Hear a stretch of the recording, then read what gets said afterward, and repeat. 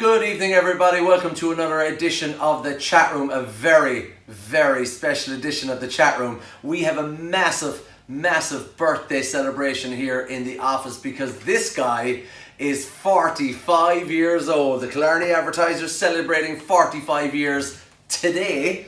And we thought, we should do a chat room on ourselves, and who better to talk to than the boss, Danny Casey's son, Mr. Cormac Casey.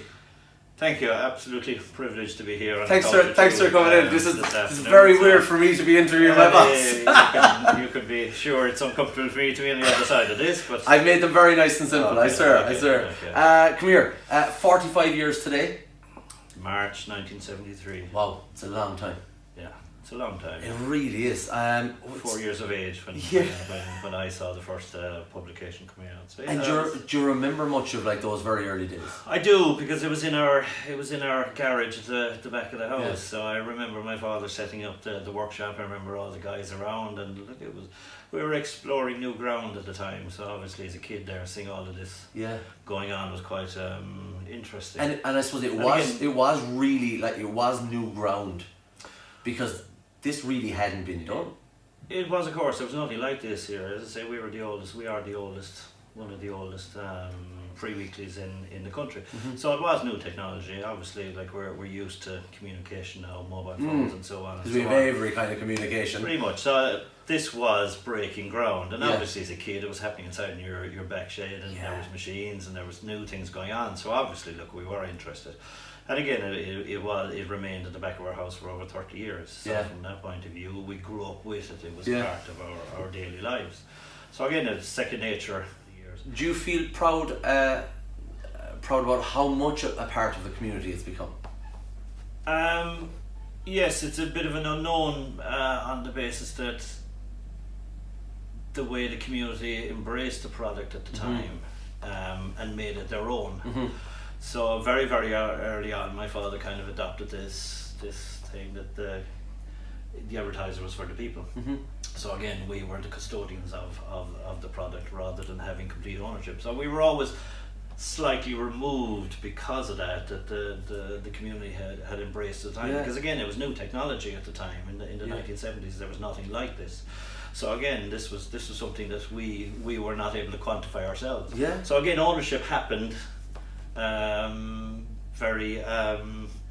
We were very unaware of what was going on at the time, like my father was. And again, today, look at it, the way it is embraced in the community, it is very humbling. It's great.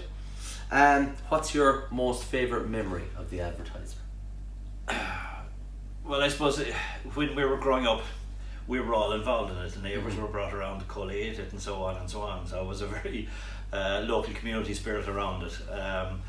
But my main one is probably as kids delivering the Advertiser, and I was one of the privileged ones in the early years that got to go out with my father delivering out the boot of the car. And of course, health and safety nowadays, that wouldn't happen, but 9, 10, 11 years of age, hanging out the boot of the car, driving up High Street delivering the Advertiser. See, it was just a kid's dream. An adventure. Oh, it was an adventure, and it was an adventure. All of this project at the time, even for my father, and he knew what he was doing, but it was an adventure for all of us. Yeah. And again, the memories were fantastic in the early years. That's fantastic. Tell me more about Charlie High and the train station. That was always an interesting one every now and again when I wheel it out. Is in my early years I was doing a lot of the photography, and I was up at the railway station. Charlie High was visiting Killarney for some reason, and at 6 o'clock in the evening I was up at station with all the other photographers seeing him off. And I remember Michael Courtney was standing next to Charlie Hall, and he stopped everyone and said, "This is going to be in the local newspaper this evening." Charlie stood for the photograph, got the photograph, and he came over and put his hand on his shoulder. He says, "It's great to see youth and technology," and said, "Well, technology, wow." And that was probably a good 30 years ago, but little did they know I was getting on my push bike and I was cycling home, and I was going into a garden shed and I was going to go to the police myself. So it was far from technology, but again, the spirit was there, and again, that's what we enjoyed, and it was the challenge. That's brilliant. What do you miss about the old days? I guess it's probably the health and safety thing there. You could do these things and get away with it. You could do anything in the 80s, couldn't you? Pretty much. So yeah, today, look, it is by the letter of the law, but look, there's reasons for that too. And what are you looking forward to? I think currently, obviously, the Advertiser was new technology in its day, coming out with what it was in 1973, and I think technology that's there, social media and we'd say access to that now at the moment, and be able to generate content, to be able to stream information on a daily basis, and again doing what we're doing here today. Like this is just that new technology, and it is just down to the information and how you deliver the information. And I think that's exciting for me, and how the Advertiser is going to evolve in social media and electronic based content. So again, the two work hand in hand as the Advertiser is still successful, but again, there's a future there that I'm intrigued to see how it's going to pan out. Stuff like bringing couches up mountains and stuff. Yeah. What do you think the Killarney Advertiser means to readers and the community as a whole, maybe? I think it means a lot of different things for a lot of different people, but I think what my father would have tried to do was make the Advertiser available to everyone, and again give as good a cross section of content in it to accommodate every reader. So I think that's one thing that we strive to do today, and that we constantly analyse it today, is actually measuring what type of content is going in, and to be able to balance it and try and cover every reader.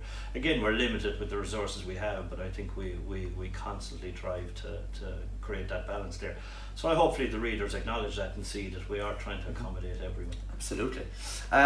Cormac, thanks so much. I know you're up the walls. Thanks so much for taking the time to come in and chat to us in the chat room.